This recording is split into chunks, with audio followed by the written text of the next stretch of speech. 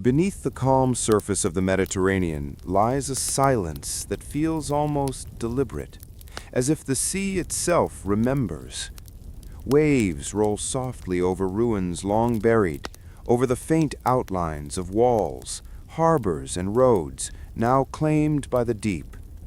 To the untrained eye, it is simply ocean, but to those who listen, it whispers of a kingdom once radiant, a place of art, trade, and power that vanished in an instant.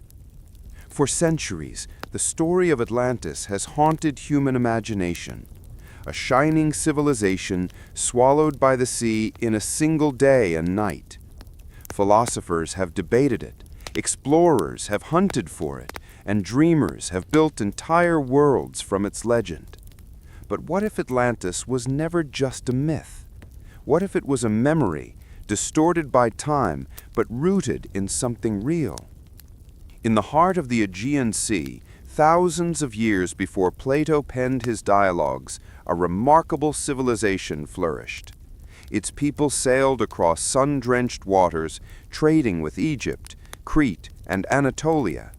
Their palaces gleamed with murals of dolphins and dancers, their streets pulsed with the rhythm of a maritime empire. They were not gods or demigods, but to those who followed, their achievements must have seemed divine. Then, suddenly, the world changed. The sky darkened, the earth roared, and the sea turned violent. Within days, the kingdom that had dominated the islands disappeared beneath ash and water.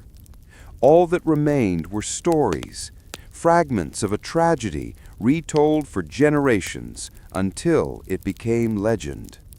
This is the story of that hidden kingdom, the civilization scholars now believe may have inspired Atlantis, a world built on beauty, trade, and fragile balance with nature, a world whose end reminds us how quickly greatness can be undone.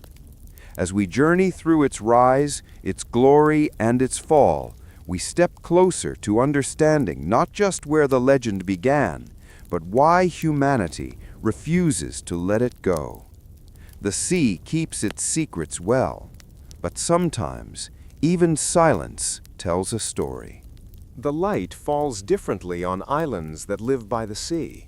Where inland kingdoms measure themselves by walls and fields, a maritime culture measures itself by horizon, the distance its ships can cross, the number of ports that fly its pottery, the variety of tongues it hears in its marketplaces.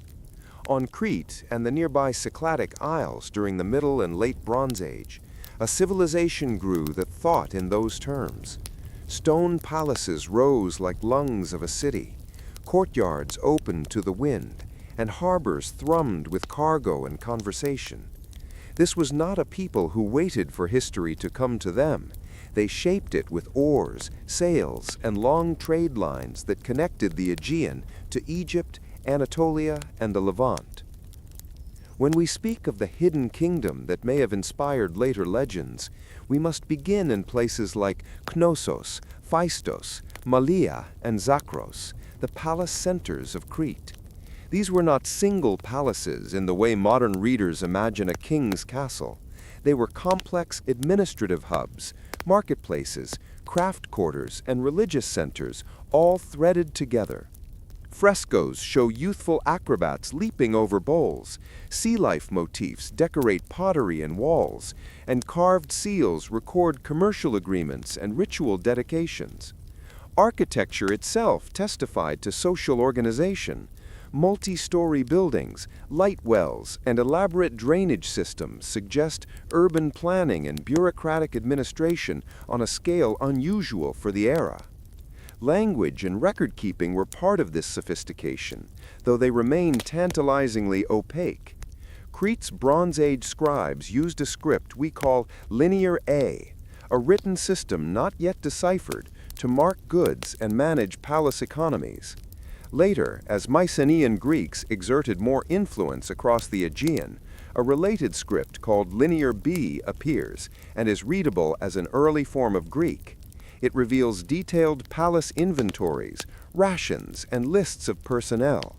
These scripts hint at complex economies that needed counting, accounting, and the capacity to move goods across sea lanes with predictable efficiency.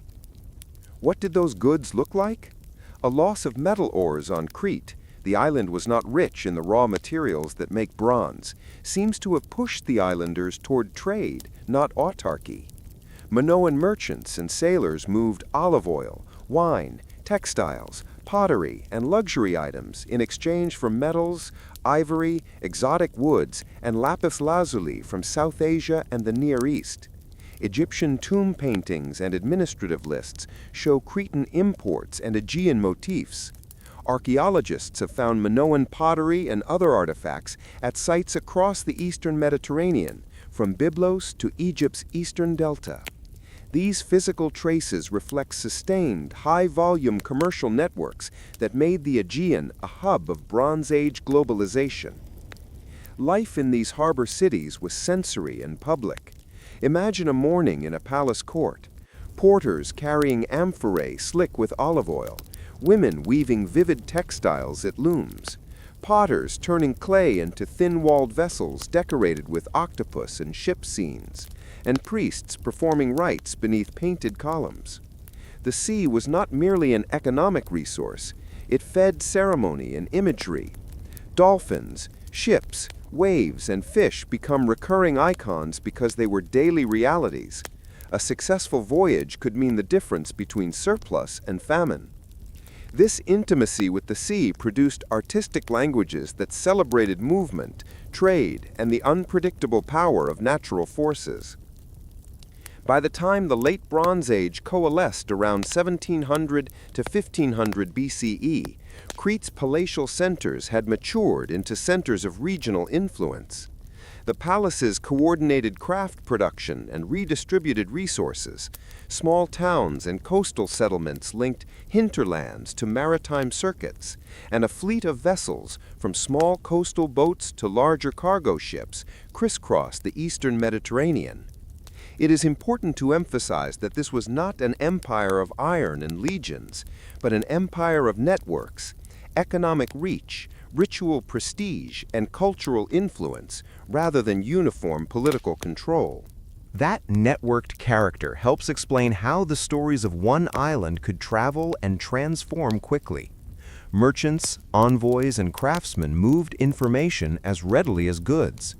A palace seal or a painted fresco could be copied in another harbor. A refugee from a coastal town could carry news of disaster to a distant court. The Aegean was porous, cosmopolitan, and intensely interlinked, a place where an event in one harbor might become rumor the next season across the sea. Seafaring technology was practical and surprisingly advanced. Minoan depictions of ships show multi-rowers and raised prows. Archaeological finds, including anchors and hull fragments, demonstrate that these were working vessels built for trade and coastal piloting. Navigation depended on seasonal winds, landmarks, and an intimate knowledge of currents and shallows. Mariners remembered reefs and promontories because their lives and their cargoes depended on them. This repository of maritime skill helped Crete exert influence disproportionate to its size. Religion and ritual bound the society together and also broadcast its uniqueness. Palaces contain shrines and ritual rooms.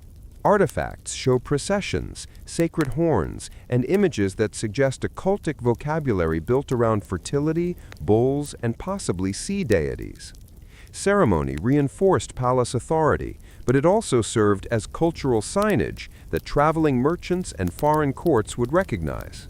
Thus, Minoan art and ritual were both internal cohesion mechanisms and outward signals of prestige.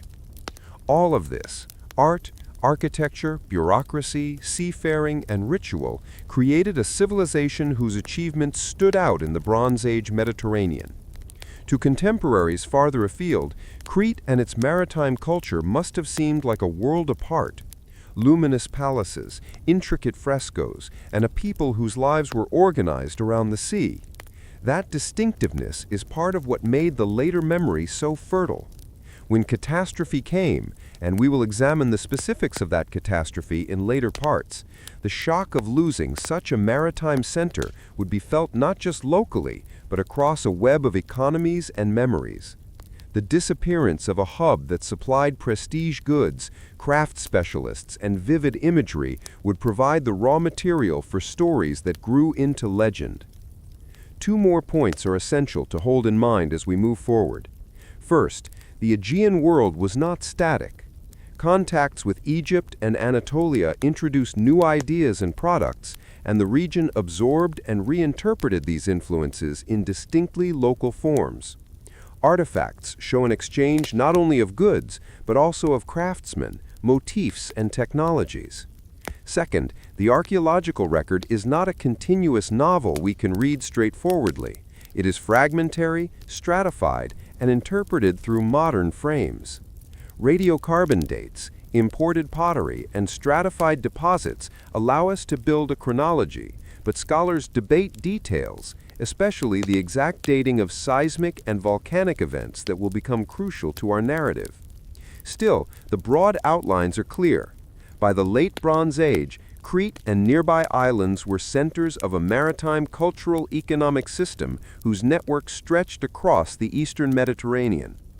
As traders, sailors, and artists moved, the visible signs of Minoan life, painted rooms, carved seals, and elegant ceramics spread. They also left impressions in the courts that mattered. Egyptian tombs, for instance, depict exotic envoys and foreign goods.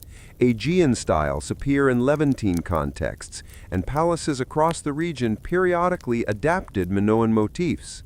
The hidden kingdom becomes legible in those intersections, in potsherds found on distant shores, in iconography engraved in foreign courts, and in the sudden appearance of Aegean items where they formerly did not exist. Each shard is evidence of connection. Together they form the map of a maritime civilization in motion. Finally, to picture the kingdom we are following, think less of a monolithic state and more of a constellation. Interlinked palace centers with shared artistic idioms and trade practices multiplied across islands and coasts. Their power lay in mobility, exchange, and a shared cultural language, which is why centuries later the image of a brilliant island civilization swallowed by disaster could persist in memory and be reshaped into stories like Atlantis. The stage is set, a maritime world at its height, exquisitely adapted to commerce and culture, about to face forces that would test the limits of that adaptation. In the next sections, we will move from the glittering of that world to the first hints of strain, the environmental and geological pressures that would push a sea-connected civilization into crisis. But before the crisis, let us linger a moment in the harbor. Smell the tar, hear the oars, and imagine a day when the Aegean looked like the center of the world. The palaces are the first thing that takes your breath. Walk slowly through the ruins of Knossos in your mind, and the scale becomes clear. Multi-storied blocks clustered around an open central court. Staircases angled like the ribs of a great ship. Frescoes that still seem to move. These centers were not private royal compounds so much as civic machines, places where administration, religion, craft production, storage, and public display coexisted.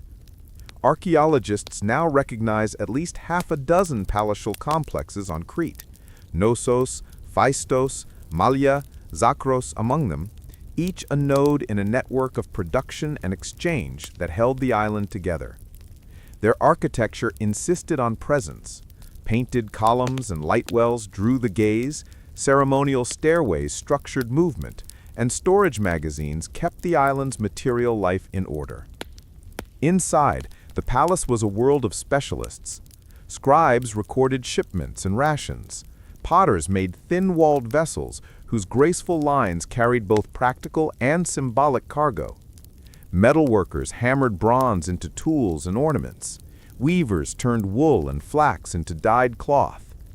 The administrative heart was literate, at least in the sense of keeping inventories and queried accounts, though much of that record is still a mystery because one of the scripts used at the palaces, Linear A, remains undeciphered.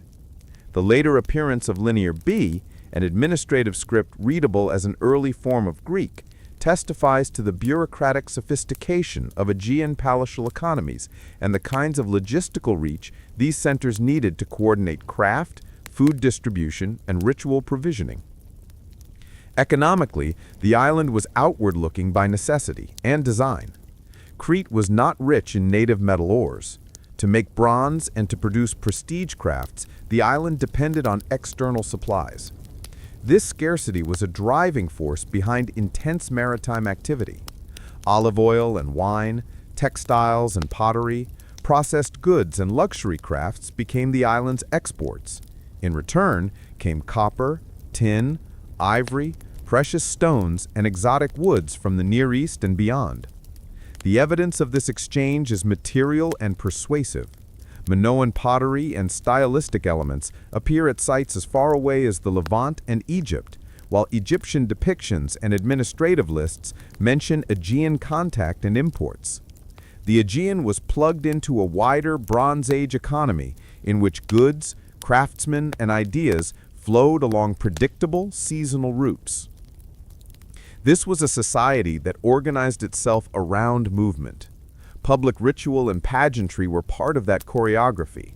Frescoes show ritual processions, dolphin scenes, and marine motifs recur in domestic and sacred spaces, and the bull, a recurring and enigmatic icon, appears in contexts ranging from athletic ritual to votive objects. Religion here had ceremony and spectacle served both internal cohesion and external display. Palaces staged communitarian time. Their courts held gatherings that reinforced the authority of palace elites, even as the same spaces accommodated redistribution and commercial exchange. In short, palatial power was not only administrative, it was performative. People came to the palace to see and to be seen, to trade and to participate in rituals that made values visible. Seafaring technology and maritime know-how undergirded this world. Artistic depictions and archaeological finds point to vessels built for both coastal pilotage and open-sea voyages. Ships with raised prows, multiple rowers, and sail rigs adapted to Mediterranean winds. Anchors, hull fragments, and pictorial evidence create a coherent picture. Minoan mariners read seasonal wind systems, used coastal landmarks, and understood currents and shoals well enough to move predictable cargoes year after year. The sea was a highway and a production platform. Shipbuilding, rope production, and port logistics were skilled trades that required coordination across communities. It is crucial to understand how interdependent those strengths made the kingdom. Palaces centralized production and storage, magazines full of amphorae, craft workshops, and storerooms where redistributed goods, grain, oil, cloth, were allocated seasonally. That capacity to redistribute was stabilizing in ordinary years and life-saving after bad harvests. At the same time, it created concentration. When central hubs failed, the systems they anchored, trade, craft distribution, ritual authority, could unravel rapidly. Concentration of wealth, specialists, and administrative records made the civilization resilient under normal stresses and surprisingly fragile under extraordinary shocks. The material culture is eloquent. Picture a thin-walled Minoan amphora, painted with a looping octopus, whose tentacles curl around the belly of the pot. Picture a carved seal stone, whose tiny incisions recorded ownership, shipment, or ritual entitlement. Picture a rich burial with fine jewelry made from gold and imported bluestone. Each object carries practical purpose and symbolic narrative. Seals and the visual language of the palaces allowed trust to travel with goods, the little marks that guaranteed identity and value across port to port. Such administrative and visual systems smoothed transactions across a maritime space where trust had to be portable and reputations traveled as far as cargoes. That portability of culture is one reason why the kingdom's influence radiated beyond Crete. Craftsmen moved, motifs were copied, Palatial anthems, if that is not too grand a term for fresco schemes and ritual display, were borrowed and adapted on mainland sites.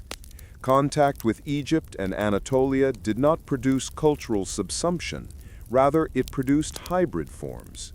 Aegean motifs appear carved into Egyptian faience. Aegean pottery shows up in Levantine contexts, and islanders themselves may have worked abroad as artisans or mercantile agents. This cosmopolitan diffusion of style and labor made the Aegean recognizable across the eastern Mediterranean and created a set of shared expectations about value and prestige. Politically, the system was not a unitary empire in the modern sense. Instead, imagine a constellation of palace centers, each with its own elite, rituals, and craft specializations, linked through marriage, diplomacy, trade, and shared artistic vocabulary. Power here was relational and networked. A palace's authority rested on ritual legitimacy, economic capacity, and control of craft and storage, more than on the imposition of uniform law across territories. That fluidity allowed adaptation, but also complicated coordination in crisis. When the winds and seas were predictable, the system hummed. When they were not, the lack of centralized coercive authority with a standing military capable of enforcing across islands could make fast, coordinated responses difficult. We must also see the human texture behind the monuments. The palaces were workplaces, potters with stained fingernails, apprentices learning how to twist fibers for strong rope, scribes pressing stylus marks into wet clay as administrators counted the day's receipts, sailors shoeing their boats with pitch. The social surfaces show a society that prized craftsmanship and display. Festivals broke the routine of labor. Rituals created shared calendars. Food and feasting distributed excess and cemented relationships across class divisions. Even everyday domestic spaces, courtyards, storerooms, and kitchens tell of lives lived in proximity to trade and ritual. Lives where the sea and the palace were not separate spheres, but the same lived reality. With prosperity came symbolic projection. Minoan art is often described as lively and light, with motion and marine life replacing the martial iconography typical in other contemporaneous cultures. That aesthetic was not accidental. It reflected what mattered to them: seafaring, trade, fertility, and movement. These visual languages became cultural trademarks. Anyone who saw a Minoan dolphin fresco in a foreign court would know broadly where it came from and what it claimed about its makers. And yet, the very features that made the kingdom radiant, centralized palaces, maritime dependence, specialized crafts, long trade lines, also put pressure on its margins. Outwards dependence on imports made the island vulnerable to disruptions in supply. Concentration of craft and storage created single points of failure. The lack of an overarching centralized military apparatus constrained rapid island-wide defense or repair. In short, a civilization could be superbly adapted to everyday commerce and ceremony, but still precarious when thrown by catastrophe. Those pressures sharpened in the centuries before the kingdom's decline. Climatic variability in the Mediterranean, shifts in long-distance trade networks, and escalating competition from mainland powers introduced friction. Meanwhile, the fabric of cultural exchange meant that any shock in one node of the network could cascade elsewhere. A damaged harbor, a lost cargo of metal, or a ruined harvest could reverberate through storage magazines and festival calendars, altering loyalties and capacities across the islands. At the zenith, the image was absolute. Palaces pulsing with life, workshops forging prestige, fleets crossing a glittering sea. Diplomacy, spectacle, and commerce combined in a civilization that, for its contemporaries, embodied a particular kind of brilliance. Its grease-stained potter's hands and its painted frescoes, its sealed tablets and amphorae left a material record that spreads through the archaeological record like rays from the sun. It is this radiant complexity, a blend of art, administration, craft, maritime skill, and ritual that made the kingdom both admired and prone to becoming a story. When catastrophe later erased much of that visible splendor, the suddenness of loss, paired with the wide diffusion of its cultural markers, seeded the kind of memory that turns into myth. For now, we stand on the threshold of that catastrophe, the kingdom at its peak, resplendent, socially dense, and, crucially, exposed to forces far larger than palace walls. In the next section, we will follow the first murmurs of strain, environmental tremors, seismic events, and climatic shifts that begin to test the system's flexibility. We will trace how natural and human variables converged to turn an administrative miracle into a vulnerable target, showing that the fall of a civilization is rarely a single cause, but a cascade of pressures on an ordered world. The sky began to speak in ways the islanders could not ignore. At first, it was subtle. An odd crop failing here, an unusual storm there, a string of small quakes that rattled plaster and broke pottery.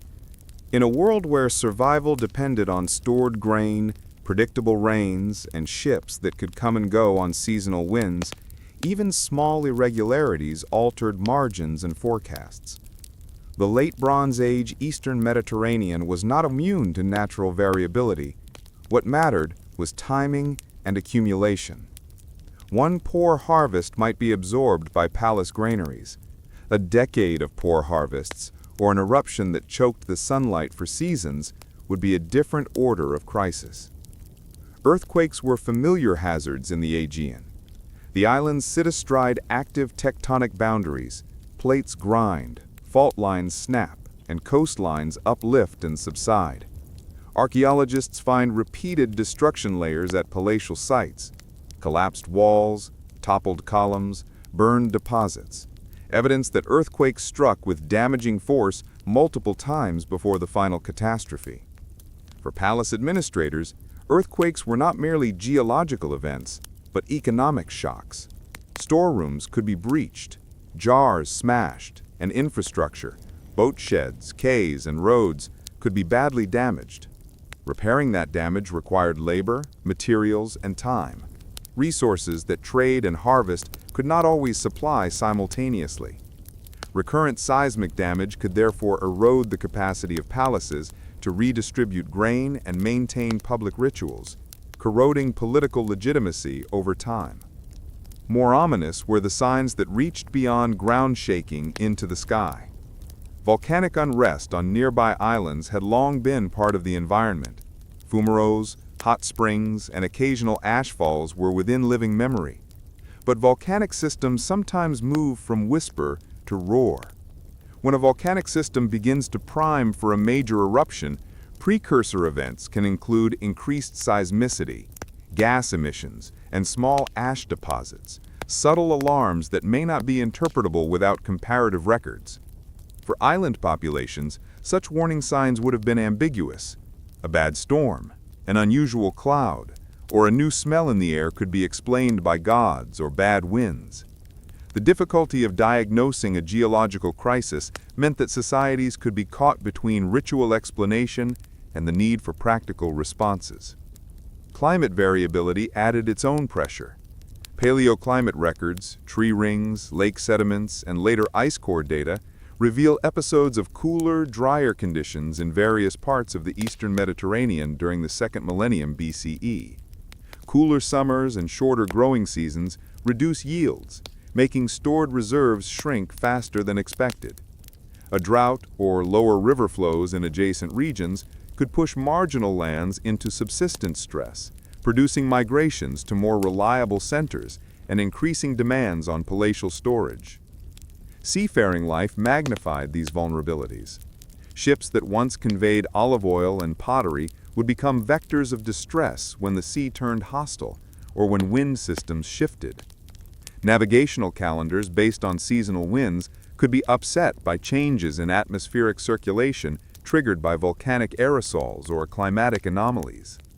A fleet delayed for a season could mean no metal for repairs, no tin for bronze production, and no luxury trade to underpin palace prestige. Even if a palace had grain, without metal tools or craftsmen, it could not rebuild boats, repair storehouses, or restore key infrastructure quickly. The archaeological record preserves many of these pressures as a palimpsest of damage and adaptation. At numerous Aegean sites, excavation layers show episodes of burning and reconstruction. Pottery styles change. Storage magazines are reorganized, and in some cases, defensive architecture is strengthened. Some of these changes reflect normal social evolution, but taken together, they sketch a pattern, a polity coping with repeated shocks and adjusting administrative practices, sometimes successfully, sometimes barely. There is evidence of increased fortification in some areas, suggesting anxieties about violence, whether from raiders, displaced groups, or internecine strife. Administrative tablets show reorganized rations and altered distributions in some cases, although decipherment is partial and interpretive caution is necessary. Then there is the abrupt, cataclysmic signal that scientists and archaeologists have long debated, a massive eruptive event on a neighboring volcanic island. The eruption in question produced vast volumes of ash and pumice and sent shock waves through sea and sky. Contemporary observers would have seen darkness at midday, ash settling like snow, and seas that behaved unpredictably, sudden surges, unusual currents, and possibly towering waves. The immediate impact on coastal settlements could be devastating. A harbor clogged with pumice and ash cannot accept ships. Fisheries are choked out.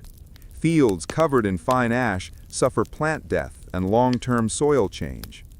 The eruption's atmospheric effects, soot and sulfur aerosols lofted into the stratosphere, reduce sunlight and can cool regional climates for years. A single massive eruption thus compounds existing vulnerabilities, damaged infrastructure, reduced agricultural output, and disrupted maritime trade. For a civilization whose lifeblood flowed through harbors and whose prestige rested on ritual cycles and foreign exchange, the consequences were acute. Administrative systems designed to smooth seasonal variability were not built for multi-year climate dysregulation combined with damaged ports and interrupted trade lines. Granaries might have been well stocked for a bad season, but if harvests failed repeatedly and imports dried up because ships could not sail or trading partners were themselves in trouble, stores would run low and social contracts would fray. The chain reaction is almost mechanical. Ashfall ruins olive groves, key cash crops. Boats cannot be launched because shores are littered with pumice, or because harbor installations were damaged in earthquakes and tsunamis. Trade goods do not arrive, so metalworkers cannot produce or repair essential tools, and palace rituals, central to political legitimacy, cannot be provisioned.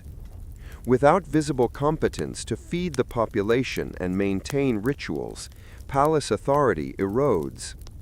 Discontent grows among laborers and artisans. Elites that once commanded attention via spectacle lose sway when that spectacle cannot be staged. The social contract is thus tested by material shortages and repeated environmental shocks. Tsunami is another vector of destruction that follows large eruptions and seismic events.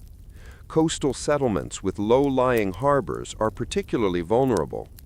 A sudden surge can wash ships inland, bury ports under sediment, and destroy harbors that took years to build. Archaeological traces of abrupt marine inundation, beach cobbles mixed with domestic debris, marine microfauna in hearth contexts, or rapidly deposited layers of sand attest to episodes where the sea reclaimed what human hands had made. A tsunami's suddenness leaves little time for organized evacuation. Excavations reveal human burials and abandonment layers consistent with rapid catastrophe. Human responses to these signals varied. Some communities rebuilt quickly, sometimes in slightly different places. Others abandoned settlements altogether, migrating inland or to more secure harbors. The mobility of maritime populations could be an asset. Sea peoples could relocate, but migration also spreads distress, placing new burdens on host communities and sometimes provoking conflict. Where resources were scarce, competition for arable land or access to port facilities could escalate into violence. Textual sources from adjacent regions, though fragmentary and colored by their own literate agendas, hint at movements of peoples and conflicts that align roughly with archaeological signs of demographic change. Another crucial consequence of these compounded stresses was the disruption of long-distance networks of trust. Trade in the Bronze Age depended on reputation, predictable scheduling, and the portability of credit. Sealed documents, marked amphorae, and shared ritual calendars that synchronized exchange. When routes broke or partners vanished, the scaffolding of trust weakened. Local production could not always substitute for long-distance imports. Without tin, bronze production falters. Without exotic prestige goods, elites find fewer means to legitimize authority. For centers whose influence relied in part on being conduits of foreign goods and styles, the loss of trade diminished both material wealth and soft power. Religious and ritual systems also faced tests. Many rituals involved feasting, distribution, and the display of stored goods. When stores dwindled, rituals adapted or were curtailed, sometimes deliberately to conserve resources, sometimes because the materials for ceremony were unavailable. Such changes could be interpreted as theological signs of divine displeasure. Priests and ritual specialists might lose face, and ideological fractures could open between those who sought to interpret the crisis through sacrificial, apocalyptic, or pragmatic lenses. Ritual failures could accelerate political delegitimization at a time when administrative credibility was already fraying. The cumulative effect of earthquakes, eruption, climate variability, tsunamis, and trade collapse is to push an otherwise resilient system past its tipping point. Systems that had absorbed normal shocks begin to exhibit systemic failure, where multiple interlocking components, food security, maritime transport, craft production, and ceremonial legitimacy simultaneously degrade. It is not that one catastrophe was solely responsible. Rather, a cascade of interacting stresses undermined institutions that had once bound communities together. Importantly, the archaeological record also preserves traces of creative adaptation and resistance.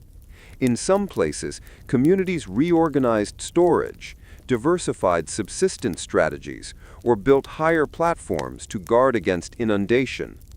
In other places, craft traditions continued, albeit with altered styles and reduced opulence. These adaptations indicate agency. People did not passively await doom. They improvised, negotiated, and tried to salvage social and material life. Yet the scale and simultaneity of the shocks could overwhelm even the most effective local responses. Finally, these precursors mattered not just materially, but narratively. A civilization repeatedly shaken by earthquakes and then hit by a volcanic cataclysm leaves a pisological imprint. Stories of darkness at noon, floods that swallowed harbors, and gods who withdrew their favor. Such stories travel with refugees and traders, becoming compressed into vivid motifs that can be retold and reshaped. The image of a radiant island darkened by ash, its ships disabled by storms, and its plazas abandoned after tremors is a powerful kernel, an explanation, an elegy, and a warning that is easy to transmit and to mythologize. The stage is now set for the decisive rupture. The signs in the sky and sea had accumulated until the balance that made life possible had been seriously impaired. Administrations could inventory loss. Priests could perform rites. Craftspeople could attempt to mend. But when environment and infrastructure, trade networks, and ritual cycles are all frayed at once, even the most sophisticated palace systems struggle to reassert certainty. What follows next is not just a single moment of destruction, but a historic collapsing of webs, economic, administrative, social, and symbolic. In the next section, we will confront that moment head-on, the great catastrophic event that hastened the kingdom's vanishing, and examine how it unfolded for those who lived through it. They must have seen the sky first, not with the distant curiosity of sailors watching a promise of fair weather, but with a cold, private dread. Imagine dawn becoming twilight, the sun a sick coin behind a veil of ash. The air grew sour and metallic. Breath tasted of clay. Birds flew disoriented in strange directions. In coastal towns, people wrestled with falling pumice and a rumble that was not ordinary thunder.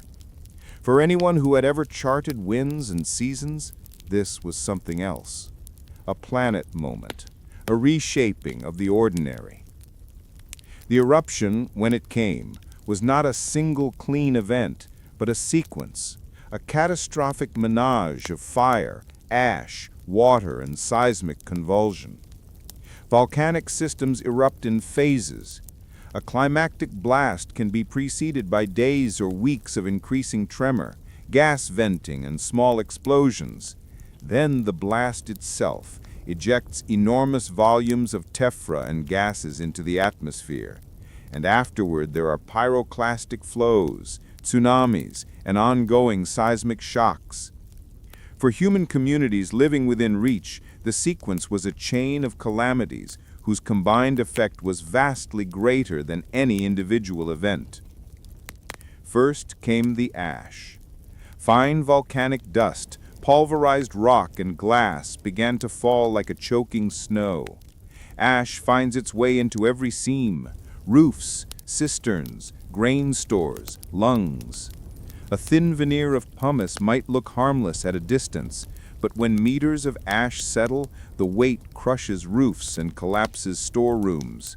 Food caches sealed against ordinary pests could not withstand the tang of sulfurous contamination. Olive trees, the economic backbone of many islands, are especially sensitive. A heavy ash fall damages leaves, blocks sunlight, and coats fruit in a crippling film. One season of heavy ashfall can reduce yields dramatically. Repeated seasons can kill groves outright. For a society whose surplus depended on oil and wine sent across the sea, the agricultural hit was existential. Then came darkness and cold. Volcanic sulfur aerosols and ash lofted into high altitudes scatter sunlight, producing regional or even hemispheric cooling. Crops fail not only because of local ash burial, but also because sunlight dims and growing seasons shorten. In human terms, this is slow starvation. Stores designed to smooth normal seasonal cycles are inadequate against successive years of shortfalls. Labored bread lines, the accounting of rations, and the knowledge that sea lanes cannot reliably deliver metal or grain produce a new kind of political pressure. Palace scribes who once tallied surplus must now budget wanly and deliver half measures, and every half measure is a fracture in authority. Even more violent was the sea's response. Large volcanic eruptions and the seismic events that accompany them can trigger tsunamis, sudden massive waves that annihilate low-lying harbors and sweep inland. Imagine a harbor, once a scene of routine bustle, filled with a choking carpet of pumice. Ropes float uselessly, amphorae bob like small islands, and the quay is slick with ash. Now imagine that calm is replaced by a wall of water. Ships are torn from their moorings, hulls are smashed against rocks, harbors are scoured clean of the infrastructure that took generations to build. The practical effect is immediate and brutal. Ports that landed food and metal cease to function. Coastal workshops are destroyed, and the marine food supply is poisoned or buried. For a civilization where power radiated from these coastal nodes, the destruction of ports is organizational as much as material. Pyroclastic flows and ash clouds also impose local carnage. Pyroclastic density currents, superheated avalanches of gas and volcanic debris move with terrifying speed and lethality, obliterating settlements in their path. Any community within range unable to flee overland or to sea would have been incinerated or suffocated. Even settlements not directly in the flow's path could suffer lethal ash falls and suffocating gases. Archaeological traces show abrupt abandonment layers, houses left with hearths still burning, tools lying where they were used, consistent with sudden catastrophe. Burials in unusual contexts and skeletons found under collapsed roofs point to people caught unawares. The immediate human response varied. Some fled inland, carrying what they could. Others clung to the shore, paralyzed by the enormity of the disaster or by the lack of places to go. Those who escaped would still face a long, brutal ordeal. Ash-clogged wells, spoiled food, and the collapse of trade networks that had supplied metal, timber, and luxury goods. Those who remained would have confronted loss, disorientation, and the trauma of witnessing their world dissolve. The administrative apparatus of the palaces, the very mechanism that had given the kingdom resilience in ordinary years, struggled to respond. Palaces were warehouses of surplus. They were also centers of redistribution and ritual. But their stores, when exposed to ash and water, could become contaminated. Magazines flooded or were crushed by ash-laden roofs. Scribes whose records once permitted calculated distributions found themselves accounting for absence rather than abundance. Moreover, harbor infrastructure was central not only to trade, but to signaling of power. Festivals staged with foreign goods, public displays of imported luxury, and patronage of artisans all required maritime throughput. When harbors were lost and trade halted, the political theater evaporated. Elites who legitimized themselves through conspicuous hosting and the transfer of prestige goods found their arsenal of authority depleted. Social order in these conditions frays. Food insecurity produces migration and competition. Groups that had once depended on palace redistribution now seek independent subsistence. Craft specialists who cannot access metals or markets become a heavy economic burden rather than an asset. Violence can spike as desperate groups contest arable land or intact port facilities. In some places, there is evidence archaeologically of burned districts and hurried fortifications, signs of conflict or attempts to establish defensible strongholds amidst chaos. Compounding that social dislocation was the psychological effect. Ritual systems that had explained the world and offered coherence now looked suspect. When the gods permit such devastation, what rituals are left to appeal to? Priests might perform more extravagant rites, but when the material basis for ritual, food, cloth, metal, is gone, spectacle is hollow. Legitimacy built on ritual competence collapses when ritual goods are scarce. Moreover, collective memory of catastrophe becomes part of a people's narrative. Stories of darkness at noon, seas that swallowed ships, and chiefs who could no longer ensure order become the kernels of myth. The eruption's effects did not respect political boundaries. Maritime networks linked port to port. A damaged port in one island reduces exports of oil to a trading partner. That partner, in turn, cannot honor its own supply commitments, and a cascade of shortages and credit failures follows. Trade in tin and copper, The metals necessary for bronze is particularly vulnerable. Bronze production halts without tin, and bronze is essential for tools and weapons. Craftspeople who cannot make or repair plows, boat fittings, or weapons find their skills stalled. Palaces cannot pay workers in ways they value. Armies, to the extent they exist, cannot be maintained. In this way, the physical destruction translates into an industrial paralysis with wide social consequences. There is also a critical geographical element. Islands vary in resilience. Some communities, situated on higher ground or with diversified subsistence systems, can adapt. Others, dependent on a single harbor and specialized exports, are devastated. The result in the archaeological record is a patchwork. Some sites show abrupt abandonment, others partial continuity under altered forms, and still others evidence of resettlement and reorganization. Human agency is visible in these traces. People tried to salvage, to rebuild, to move. But agency meets limits when ecological base and long-distance networks are simultaneously impaired. Beyond immediate devastation, the eruption set in motion longer-term demographic and political shifts. Displaced populations moved to new islands or to the mainland. Some palatial centers never recover their economic centrality. Their administrative apparatus collapses or is replaced. In places where mainland groups like Mycenaean Greeks had growing influence, the vacuum created by catastrophic loss allowed outsiders to assert control, absorb craft traditions, and remold administrative practices. We see in the material record the appearance of mainland styles in former palace contexts, new pottery shapes, new burial practices, and new architectural emphases. These are not simply case studies of conquest. They are evidence that the balance of power and cultural prestige shifted where the old centers of radiance had been dimmed. The erasure was not always total. Some palaces or settlements were rebuilt in smaller, less sumptuous forms. Crafts persisted, though often downgraded. Trade resumed in attenuated forms, sometimes redirected along new routes. In other cases, the centralized palatial economy, dependent on high-volume redistribution and external trade, gave way to more localized, smallholder systems.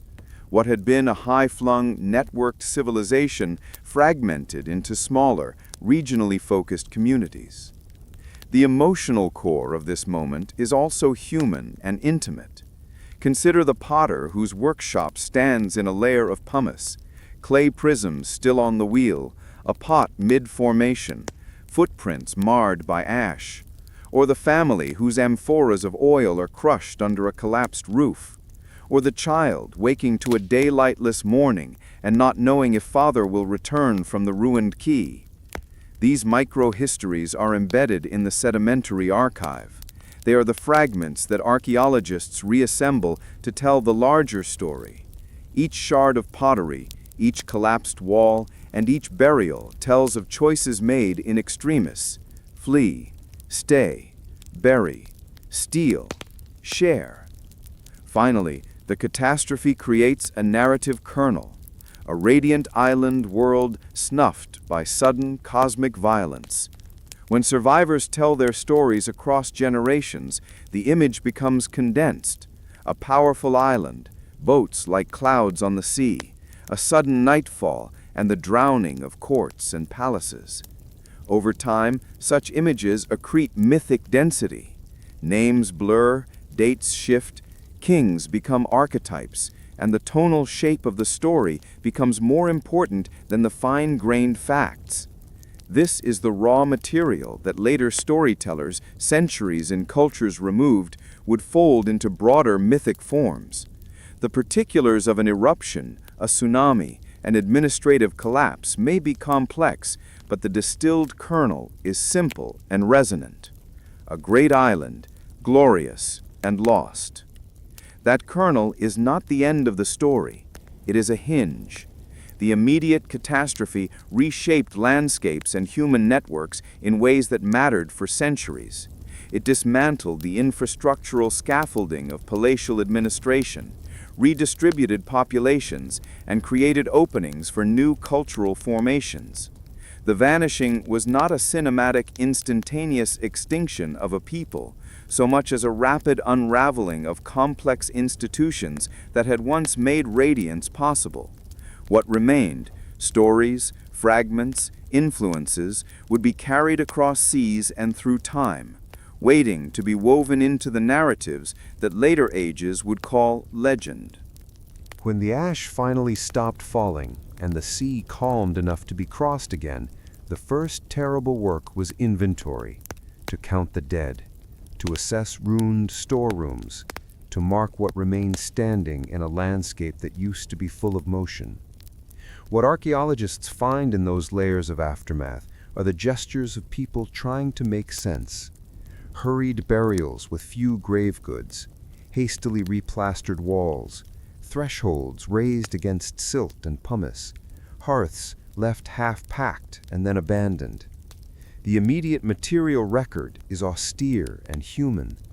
Tools scattered where they were dropped, children's toys among fallen rafters, amphorae split in the ash. These are not simply ruins, they are the fingerprints of people choosing between ruin and the terrible task of continuity. The first broad effect was demographic dispersal. The island's mobility, once a source of power, now became the main escape valve. Some communities fled by sea to nearby islands that had suffered less, carrying whatever they could: family members, a few amphorae of oil, the knowledge of a loom pattern, a seal stone, songs and rituals. Others went inland or to the mainland, walking with animals and household goods over trails that once connected coastal towns to hinterlands. Refugee movements are messy and uneven, and their consequences reverberate politically and culturally. Host communities had to absorb extra mouths and hands. Sometimes they welcomed skilled artisans who could revive ruined industries. Sometimes they resisted newcomers who competed for limited land and access to water. This movement of people is crucial for understanding cultural transmission. The Minoan world, or the maritime Aegean civilization we have been following, did not simply vanish. Its artists, potters, and administrators carried motifs, techniques, and memories with them. A potter who fled a destroyed harbor might set up a new workshop on another island and continue making vessels whose shapes and painted designs were recognizably from the old palaces. Over time, those forms would change, hybridize, and adapt to local tastes and materials, but their lineage remained. In the archaeological record, this appears as continuity of craft tradition in new places, pottery fabrics and decorative schemes that link pre-eruption palatial workshops to post-eruption contexts. That continuity is the literal cultural bloodstream through which memory travels. Political structures reconfigure as a consequence. Palatial administration, centralized storage, redistribution, and ritual provisioning had been the glue that held multiple settlements in a network. Where palaces could no longer function because magazines were waterlogged or leadership killed or dispersed, smaller political units emerged. Local elites, sometimes former palace officials who survived, sometimes emergent leaders from towns or rural strongmen, took over the tasks of organizing labor and provisioning food. In some regions, rather than an immediate replacement by another centralized power, you see a patchwork governance. Towns governed themselves or formed loose coalitions to regulate trade and defense. In other cases, outside powers, mainland polities with different political economies, move into the vacuum, absorbing artisans and administrative forms and remaking them according to their own priorities. Such shifts mark the slow but decisive decline of the old palatial order and the rise of new political landscapes. Trade networks were both resilient and recentered. Where a major harbor was destroyed, the merchants who had depended on it redirected their routes. Ports that had been marginal could find new traffic. New hubs could emerge where geography or luck favored shelter and access to hinterlands. This rerouting created both losses and openings. Some artisans lost reliable markets and dwindled into subsistence production. Others found new patronage among rising elites who wanted access to prestige goods. The circulation of craft and style continued, but often at a lower volume and with altered patterns.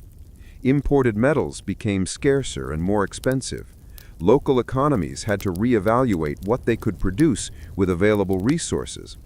Bronze production, for example, could become more localized and scarce as tin supplies were interrupted, a technical detail that had outsized social effects because metal tools and weaponry underpin agricultural and military capacities. Religion and ritual also transform in the aftermath. Ceremonies that once relied on surplus and imported luxuries either contracted or were reinterpreted. When elites could no longer stage the old festivals with their foreign gifts and conspicuous feasts, ritual meaning had to be recalibrated.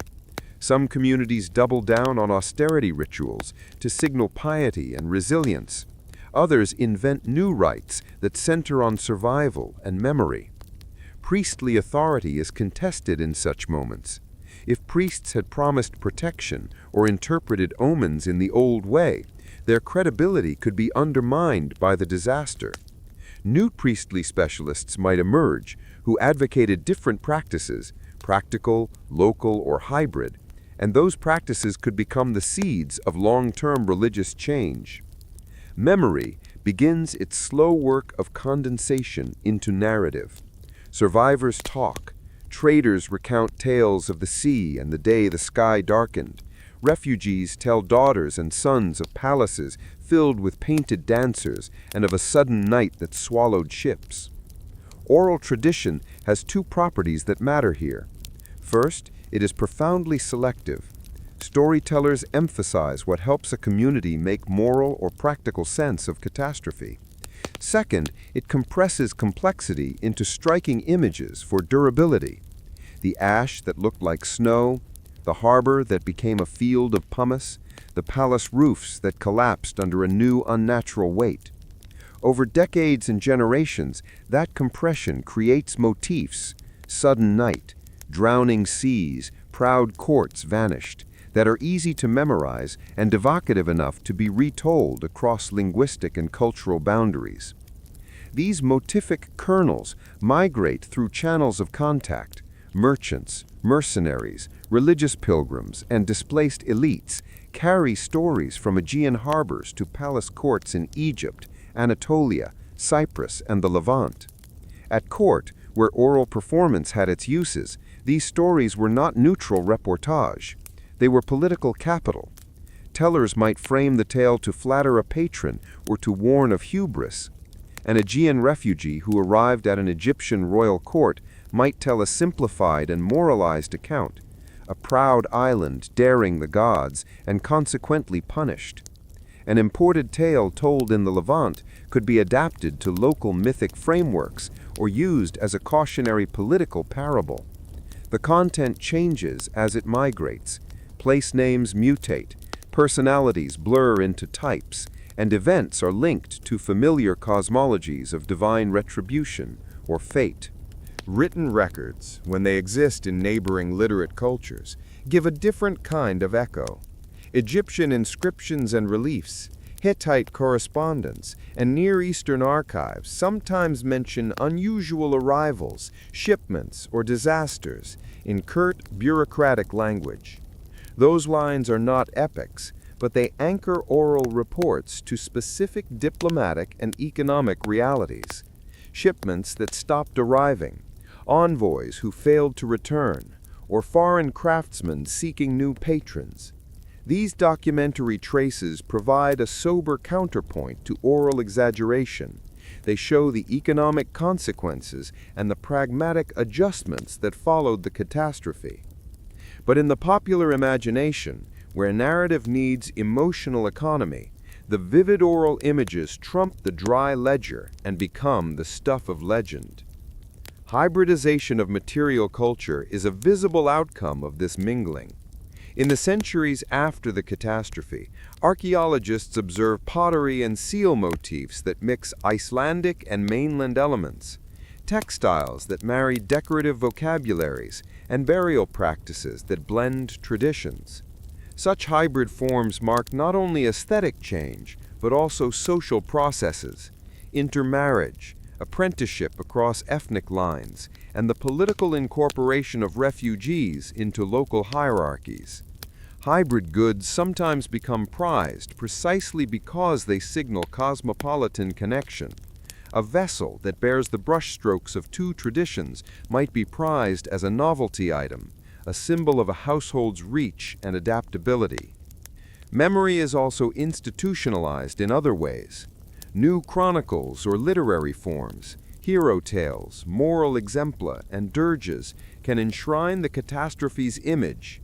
Storytellers and poets may take the raw material of ash and sea and spin it into narratives that serve communal functions, funerary laments that preserve details of disaster, cautionary tales that warn against pride, or foundational myths that explain why a people migrated and settled elsewhere. Over time, names shift. Particular ports may be called the Place of the Black Day or the Lost Key.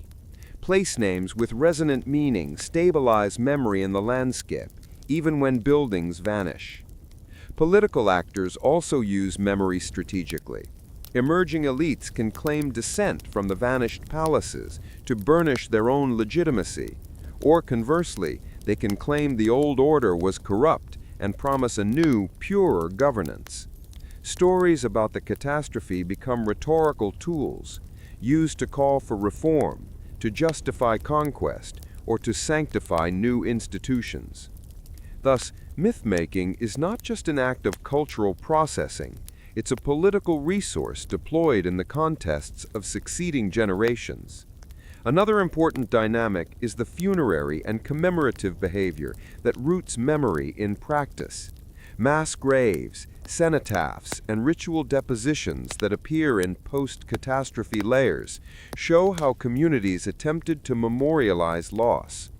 Such practices are performative. By burying, by naming, by constructing stone markers, people anchor memory in physical acts. These acts matter morally and socially. They delineate who belongs, who is mourned, and where a community draws its line between past and future. The emotional tenor of this phase is ambiguous. Grief sits beside stubborn resilience. Survivors adapt agricultural techniques, experiment with new crops, and learn to repair harbors in improvised ways. Craftspeople innovate when metals are scarce. Textiles change and weave and dye to fit new material realities. New economic niches arise, salt works on protected coasts, timber processing in less damaged hinterlands, and entrepreneurial survivors seize them. The historical record, if we can read it aright, shows that human beings rarely submit entirely to catastrophe. They rearrange the debris into livable forms. Yet the scale of institutional loss matters. Where palatial centers had been the nodes of supralocal order, their collapse leaves gaps not easily filled by local ingenuity alone. Long-distance political coordination, diplomatic marriages, negotiated trade treaties, and the guarantee of merchant safety across proxies collapses in places. The old international order of the Bronze Age, which depended on a lattice of reciprocal obligations sustained by palatial infrastructures, becomes fragmented. The result is a geopolitical rebalancing. Former peripheries can rise, and new political forms can emerge that privilege military authority, feasting polity, or smaller, territorially based kingdoms. Crucially for our larger story, these very processes are how a specific historical catastrophe begins to accrete into the legend we will later meet in Plato. The memory of an island civilization, famed for its palaces and maritime reach, consumed by sudden natural violence, carried across generations by refugees, merchants, and foreign courts, naturally condenses into narratives that center on a radiant island swallowed by the sea. The contours of that legend are shaped not by one teller, but by a chorus. Each voice simplifies, embellishes, and reconfigures the tale for its own ends. Yet beneath the mythic gloss remains a bedrock of fact, networks unraveled, harbors silenced, peoples displaced, and a landscape reworked. By the end of the immediate aftermath, what survives is not a single civilization intact, but a diaspora of forms, craftsmen in new towns, ritual fragments in novel shrines, and stories that tether loss to meaning. Those fragments, material, practical, and narrative, are the threads later authors would use when they wove the story of Atlantis into the fabric of Western thought. In the chapters that follow, we will track how those fragments enter the historical imagination, how they intersect with philosophical reflection, diplomatic correspondence, and the literary imagination that ultimately preserved the tale for millennia. There is a moment in history when story and idea meet and produce something more enduring than either alone. For the vanished Aegean world, that meeting happens in the cool, book-lined rooms of Athens, 2 generations before the rise of classical drama, when a philosopher named Plato set a battered kernel of memory into philosophical form. Plato did not write a chronicle, he wrote dialogues. His purpose was rarely to record raw fact. He used stories as instruments, to test arguments, to model ideal institutions, to frighten listeners with what hubris invites. Yet the story he chose, an island of surpassing wealth, naval power, and moral decay swallowed by the sea, had an uncanny resonance with the archaeological and oral traces that had drifted across the Mediterranean for centuries. Plato presents the tale within 2 of his works, Timaeus and Critias. The narrative frame is staged as a respectable chain of transmission. Plato claims that Solon, the Athenian lawgiver of the 6th century BCE, heard an account from Egyptian priests at Sais. Solon, so the story goes, recorded the tale in verse that later generations passed down until Critias, a relative of Plato, read it in the philosopher's company. In Timaeus, the tale serves as an introductory cosmological contrast to the ideal polis. In Critias, Plato tries to dramatize the lost island in greater detail. The device is neat. Plato lends antiquity and exotic authority to his story by placing its origins in learned Egyptian priests and framing it as a recovered memory. That rhetorical move both amplifies the tale's mystery and gives Plato license to use it as a philosophical prop. But when we suspend the drama and read Plato as a source, a few tensions emerge, and those tensions are revealing. Plato dates Atlantis to roughly 9,000 years before Solon, which would place the island tens of thousands of years in the past by modern chronology. That enormous figure strains credibility. Scholars long ago recognized it as symbolic magnification, not literal chronology. Plato's chronological inflation serves a rhetorical purpose. By placing the event deep in the past, he can make it exemplary, irretrievable, and hence useful as moral instruction. The detail that matters less is the number itself than the images Plato chooses, an island of concentric rings, a powerful maritime confederation of 10 kings, technological marvels, and moral decadence that invited divine punishment. Read against the archaeological record, many of Plato's images resonate with the Bronze Age Aegean. His island is maritime, rich in commerce, adorned with hydraulic works, and culturally sophisticated. Palaces, artworks, and a social order built in part on surplus and exchange. Those parallels are suggestive, not proof. Plato never names Crete or any Aegean polity explicitly. Instead, he places Atlantis beyond the Pillars of Hercules, a phrase that later readers read as meaning somewhere beyond the Strait of Gibraltar. That geographical move is one of Plato's most consequential ambiguities. It simultaneously localizes the tale in the Atlantic for some readers, while others have argued that it is a rhetorical displacement, a poetic exaggeration that allows Plato to talk about a typology of fallen states rather than a precise geography. Why would an Athenian philosopher in the 4th century BCE care to tell a story that echoes an Aegean catastrophe centuries earlier? The short answer, because Plato makes it do philosophical work. In the dialogues, Atlantis is a foil to ideal Athens. Plato's Athens is modeled as a polity that through moderation and philosophical discipline attains a kind of moral and civic excellence. Atlantis, by contrast, is the exemplar of hubris, great material wealth turned corrosive, political power turned self-serving. Plato's rhetorical purpose is not antiquarian. He aims to teach. Let us learn from the fate of those who allowed appetite and conquest to replace justice. The story's drama, sudden darkness, drowning, buttresses his warnings.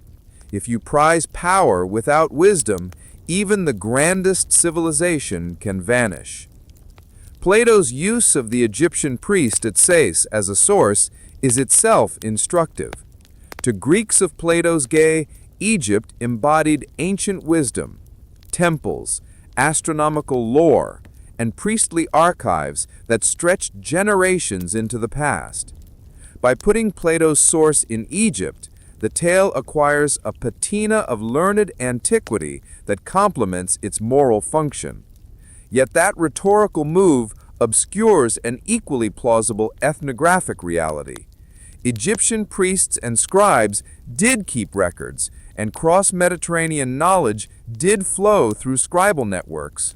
Traders and refugees had long carried stories from Aegean harbors to Egyptian courts. It is not implausible that an Egyptian scribe could have preserved a memory of a great maritime disaster recounted there as a strange old tale. What Plato does is less historical reporting than a selective adoption and shaping of such fragments into a philosophically serviceable narrative. This selective shaping is what makes Plato simultaneously suspicious as a historical witness and invaluable as a cultural transmitter. He reconfigures details for moral clarity. Numbers become archetypal, cities become allegories for civic virtues and vices, and technological descriptions, such as canals and concentric rings, serve as metaphors for social order. Yet the fact that Plato amplifies rather than invents the image of a brilliant island consumed by disaster helps explain why his telling became the vector by which local memories entered the Western imagination. Plato's authority as a philosopher and the popularity of his dialogues ensured that this specific configuration of images, the drowned island as moral exemplar, would outlast the older, raw oral variants and become the template for subsequent retellings. We should also not overstate Plato's originality. Other Greek writers collected and transmitted exotic tales about distant lands, and oral memory had a long shelf life in the Mediterranean. But Plato's particular combination of the literary, the philosophical, and the historiographic gave the Atlantis story a new destiny. He made the tale a canonical thought experiment. What if a great power once existed and was destroyed for moral failure? The story's novelty lies less in its plot than in its mobility. Plato's dialogues turned local memory into a universal parable. The reception history is part of the story's afterlife. In antiquity, commentators and geographers reacted in different ways. Some read Plato's account as a genuine historical report. Others hinted that it was allegory. Through the Hellenistic and Roman period, the tale persisted, threaded into larger mythic fabrics. In late antiquity and the medieval world, Plato's Atlantis circulated among scholars in varied reinterpretations, sometimes moralized, sometimes set aside. During the Renaissance, rediscovery of classical texts rekindled interest. The image of a lost island spoke to explorers and mapmakers who were themselves encountering new geographies and confronting the moral hazards of empire. Those later receptions have their own agendas. When explorers pushed into new oceans, the idea of a lost island rich in treasure appealed to imaginations hungry for profit and romance. Philosophers and political theorists in the Enlightenment read Atlantis as an imaginative foil for debates about ideal polities, the corrupting influence of luxury, and the teleology of civilizations. Thus, Plato's framing, philosophy wrapped in myth, made Atlantis a durable rhetorical tool, adaptable across centuries for differing intellectual projects. Yet beneath Plato's rhetorical architecture, it is important to hold on to the archaeological and oral substratum we have traced. Plato's tale did not emerge in a vacuum. The Mediterranean was full of stories of cities taken by water and of proud courts undone by volcanic flare and earthquake. The cultural memory of those events circulated in fragments, pottery motifs, displaced craftspeople, diplomatic mentions in foreign archives, and oral laments performed in markets. Plato's genius, if we call it that, was to take one such fragment, or a composite of fragments, and recast it as a philosophical mirror. He refocused scattered motifs into a single, vivid image, an island glittering with wealth, swallowed as a moral consequence. One might ask, does Plato's use of the tale disqualify it as a historical witness? The answer is nuanced. On strictly empirical grounds, Plato cannot be treated as an eyewitness or chronicler in the modern sense. He shapes, moralizes, and allegorizes. But as a cultural historian, Plato is a critical node. He preserved a constellation of motifs and gave them a form legible for later readers. To the degree that archaeological and geological evidence aligns with the motifs Plato emphasizes, maritime sophistication, hydraulic works, sudden cataclysm, it is plausible that the story's kernel reflects real memory. To the degree Plato amplifies and reshapes, we must read him as a philosopher using narrative as argument. Both perspectives are true. Plato is neither simple source nor mere fabricator.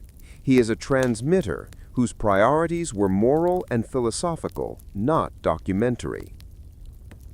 That duality explains why the Atlantis story has had such a strange afterlife. When later readers seek a literal Atlantis, they often start with Plato, but then proceed to overlay other types of evidence or speculation. Some have taken the "beyond the pillars of Hercules" line literally and looked to the Atlantic. Others have pointed to the Aegean and the volcanic histories of islands there. Scholarly caution pushes us toward the latter. A remembered Aegean catastrophe shaped by centuries of oral reframing is a more economical fit with the material record than a transatlantic cataclysm. But the power of Plato's frame, combined with the human appetite for dramatic myth, has invited centuries of speculation that range from careful scholarship to extravagant fantasy. Finally, there is a philosophical irony worth noting. Plato intended the tale as a moral primer. Hubris leads to fall. But the story's continued life reveals a more complex human truth. Cultures that vanish abruptly tend to be remembered not only as moral lessons, but also as objects of longing. Plato's Atlantis is at once a cautionary tale and a lost world fetishized by subsequent ages. The image of a radiant civilization swallowed by fate speaks to our curiosity about origins and to our anxiety about decline. In that sense, Plato's dialogue did more than teach. It supplied an enduring template for how the West would imagine loss, an image that stitches together memory, myth, and moral reflection. So when we hear Plato's account, we must listen at two registers. On one level, we hear a carefully composed philosophical instrument, a tale arranged to illuminate civic virtue and vice. On another level, we hear an echo, distant, refracted, of a real maritime world that left imprints in pottery, in displaced crafts, and in the oral memory of a storm-blackened day. Reading Plato side by side with the archaeological trace allows us to see how ideas and events braided together. Memory provided raw material, and the philosopher forged it into an image capable of spanning centuries. For 2 centuries, the ruins and shards of the Aegean lay like clues in a detective story that archaeology and earth science are only now beginning to read together. In the 19th and 20th centuries, excavators revealed palaces at Knossos, Phaistos, and the exquisitely preserved town at Akrotiri on Thera, Santorini. Akrotiri, entombed beneath volcanic ash and pumice, is the singular archaeological picture of a Bronze Age port town frozen in the moments before catastrophe. Painted walls, stacked storage, and furnishings that allow us to peer at daily life with unusual clarity. Its preservation has been foundational to arguments about a sophisticated island civilization whose material culture could plausibly seed later stories. But archaeology alone cannot answer chronology and cause. That's where geochronology and geology enter the scene. For decades, the key scientific debate has orbited a deceptively narrow question. Exactly when did the Santorini eruption occur? Traditional archaeological cross-dating, matching pottery styles, Egyptian synchronisms, and relative stratigraphy long supported a date in the mid-2nd millennium BCE, close to 1500 BCE. Scientific radiocarbon methods, however, repeatedly pointed to an earlier date, roughly in the range of the late 17th, early 16th centuries BCE. This discrepancy has major knock-on effects. A date around 1600 BCE aligns better with climatic anomalies and geological evidence, while a 1500s BCE date fits archaeological sequences on Crete and the mainland more neatly. Resolving that 100-year gap has driven intense, meticulous research. One of the most consequential modern advances came from tree ring-based radiocarbon wiggle matching and well-preserved organic material recovered on Santorini itself. Scientists used sequences of tree rings from an olive tree buried at the site and applied high-precision radiocarbon calibration to constrain the eruption to a window that many analyses place between roughly 1627 to 1600 BCE. That result lends weight to the earlier scientific chronology and has pushed many volcanologists and some archaeologists to reassess the timing of the cataclysm. But the debate is not closed. Archaeologists point to stratigraphic and ceramic continuities that are harder to reconcile with the earlier date, and methodological complexities, sample context, reservoir effects, and calibration curves mean every new result is scrutinized intensely. Geologists have also rewritten our understanding of the eruption's physical scale. Recent marine geophysical surveys and tephrochronological work revised upwards some estimates of erupted volume. A larger eruption implies more atmospheric loading, sulfur and ash lofted into high altitudes, and greater potential for broad climatic effects, shortened growing seasons, failed harvests, and social stress across the eastern Mediterranean and beyond. These revised volume estimates change how we model tsunamis, ashfall distribution, and possible downstream consequences for distant polities. For 2 centuries, the ruins and shards of the Aegean lay like clues in a detective story that archaeology and earth science are only now beginning to read together. In the 19th and 20th centuries, excavators revealed palaces at Knossos, Phaistos, and the exquisitely preserved town at Akrotiri on Thera, Santorini. Akrotiri, entombed beneath volcanic ash and pumice, is the singular archaeological picture of a Bronze Age port town frozen in the moments before catastrophe. Painted walls, stacked storage, and furnishings that allow us to peer at daily life with unusual clarity. Its preservation has been foundational to arguments about a sophisticated island civilization whose material culture could plausibly seed later stories. But archaeology alone cannot answer chronology and cause. That's where geochronology and geology enter the scene. For decades, the key scientific debate has orbited a deceptively narrow question. Exactly when did the Santorini eruption occur? Traditional archaeological cross-dating, matching pottery styles, Egyptian synchronisms, and relative stratigraphy, long supported a date in the mid-2nd millennium BCE, close to 1500 BCE. Scientific radiocarbon methods, however, repeatedly pointed to an earlier date, roughly in the range of the late 17th, early 16th centuries BCE. This discrepancy has major knock-on effects. A date around 1600 BCE aligns better with climatic anomalies and geological evidence, while a 1500s BCE date fits archaeological sequences on Crete and the mainland more neatly. Resolving that 100-year gap has driven intense, meticulous research. One of the most consequential modern advances came from tree ring-based radiocarbon wiggle matching and well-preserved organic material recovered on Santorini itself. Scientists used sequences of tree rings from an olive tree buried at the site and applied high-precision radiocarbon calibration to constrain the eruption to a window that many analyses place between roughly 1627 and 1600 BCE.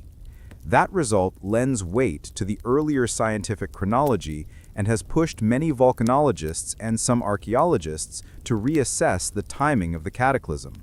But the debate is not closed.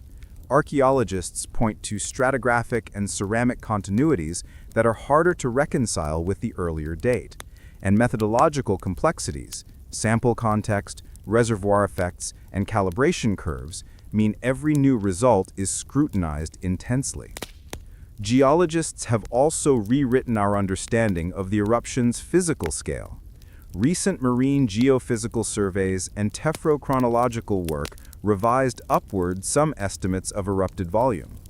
A larger eruption implies more atmospheric loading, sulfur and ash lofted into high altitudes, and greater potential for broad climatic effects, shortened growing seasons, failed harvests, and social stress across the eastern Mediterranean and beyond. These revised volume estimates change how we model tsunamis, ashfall distribution, and possible downstream consequences for distant polities that received Aegean exports. But even with larger volume estimates, translating a geologic event into the scale of social collapse remains complex. Geography, local resilience, trade redundancy, and political change all modulate outcomes. If the eruption's intensity and timing matter, the question of tsunamis is equally decisive for human impact. Over the last 2 decades, sedimentary and geomorphological studies on Crete, Ios, Mallia, Pagliacastro, and other sites have identified high-energy marine deposits interpreted as tsunami deposits contemporaneous with the Santorini eruption. These deposits, sand and marine microfauna pushed inland, erosional scour layers, and reworked tephra, provide direct evidence that the sea delivered sudden, violent pulses that reached hundreds of meters inland in places. At Mallia, for example, cores and erosional stratigraphy indicate inundation up to several hundred meters from the shore. At Pagliacastro, researchers report large tsunami deposits and reworked ash within archaeological contexts.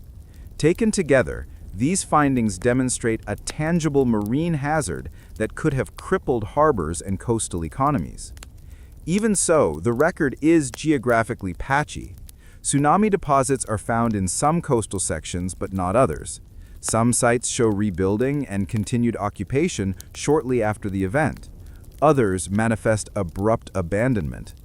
That variability cautions against a single simplistic narrative of instant total collapse across the entire Aegean. Instead, the pattern that emerges is heterogeneous. Severe local devastation near the eruption, significant damage on downwind and downwave coasts, and variable recovery trajectories influenced by local geography and political adaptability. This nuance matters for claims that equate Santorini directly and wholesale to the Atlantis tale. archaeological complexity resists telegraphic equivalence.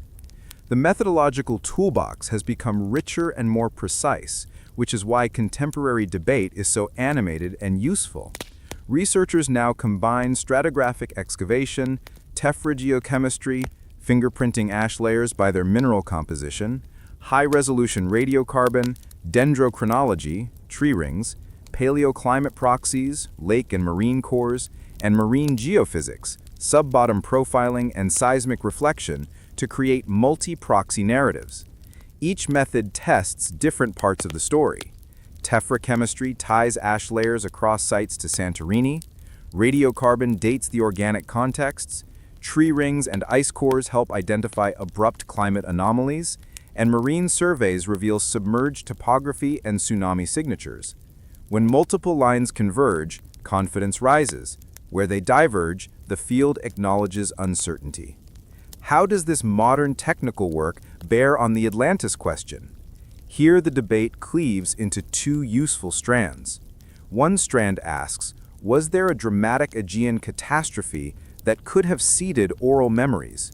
The evidence, Akrotiri's preservation, tsunami deposits across the region, and substantial eruption volumes support the proposition that a noteworthy multi-component disaster occurred and that it affected coastal societies significantly.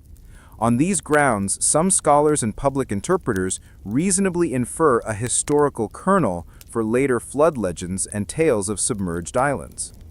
The second strand is more cautious. It asks whether those events directly correspond to Plato's Atlantis in form and scale. Plato's narrative is not merely about a geological event.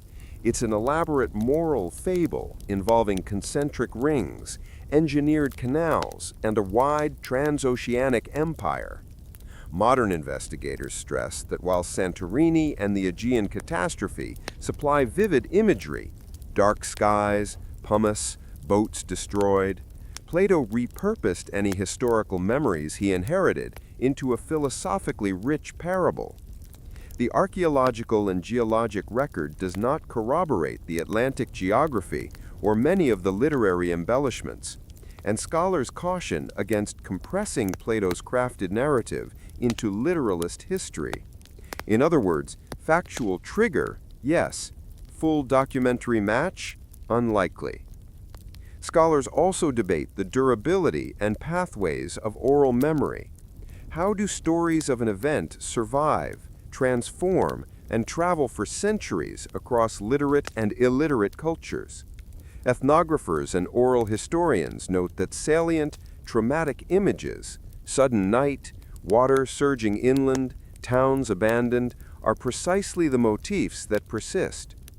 Traders, refugees, and diplomatic envoys carried stories into Egypt, Anatolia, and the Levant. Egyptian temple records and later Greek writers reference foreign disasters and unusual climatic phenomena that fit this pattern. Yet transmission is lossy, names morph, chronologies compress, and moral frameworks recast events. Plato's use of Egyptian priests as intermediaries makes sense in this light. Egypt's long-running scribal tradition could conservatively retain tales long enough for them to be reshaped into philosophical use. Public fascination complicates scholarly conversation. Because Atlantis is both a mythic magnet and a marketing magnet, sensational claims proliferate outside academia. From 19th century speculators to modern television documentaries, many treatments conflate tantalizing correlates with proof, pointing to a single data point and then leaping to global conclusions.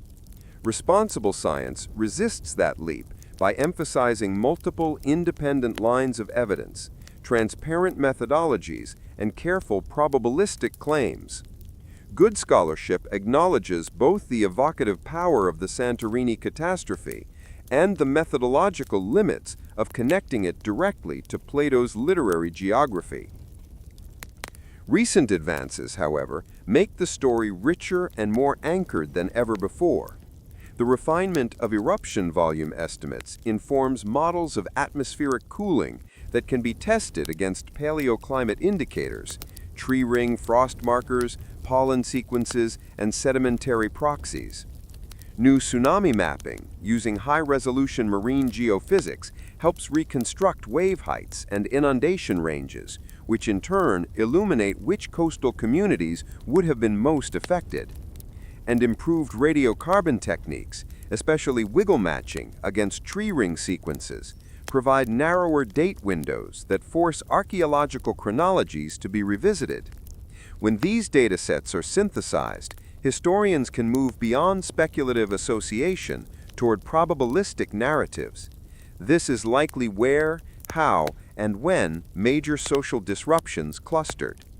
There are still open questions that matter for both history and public imagination.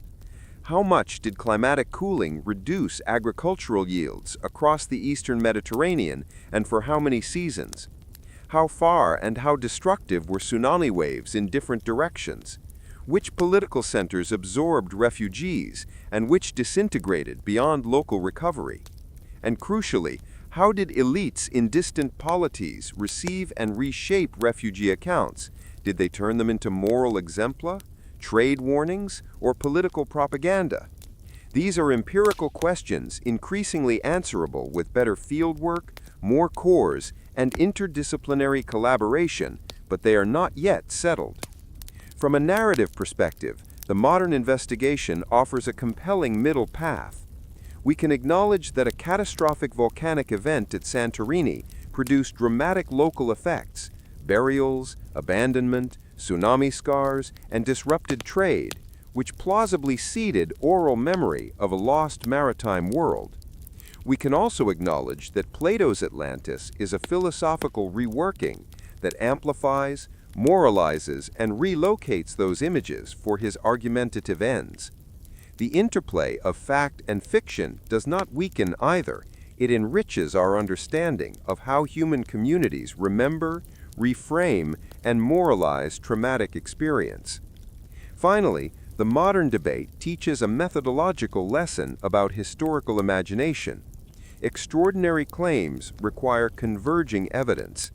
The strongest historical reconstructions are multimodal. They tie stratigraphy to chemistry, radiocarbon to dendrochronology, sedimentology to archival traces. When those pillars align, confidence grows. When they don't, we accept ambiguity.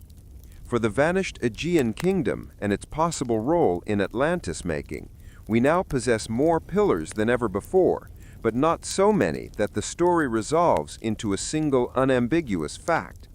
That ambiguity is not a failure. It is the honest contour of deep time, where human memory, natural disaster, and philosophical invention braid together into the myths we inherit. In the years to come, the field will keep testing, drilling, and debating. Each new core, each refined date, and each revised model will sharpen the picture. For now, the evidence invites a cautious, fascinating claim. The Santorini catastrophe is a credible and powerful historical kernel that likely helped seed the Atlantis legend, but Plato's Atlantis is also a crafted mirror, shaped to reflect questions about power, justice, and human hubris that transcend any single geological event. If history were a river, then catastrophe would be a sudden bend that changes its course. The palaces and piers that once organized life in the Aegean did not simply vanish into the blue. They were rerouted through people and things that endured.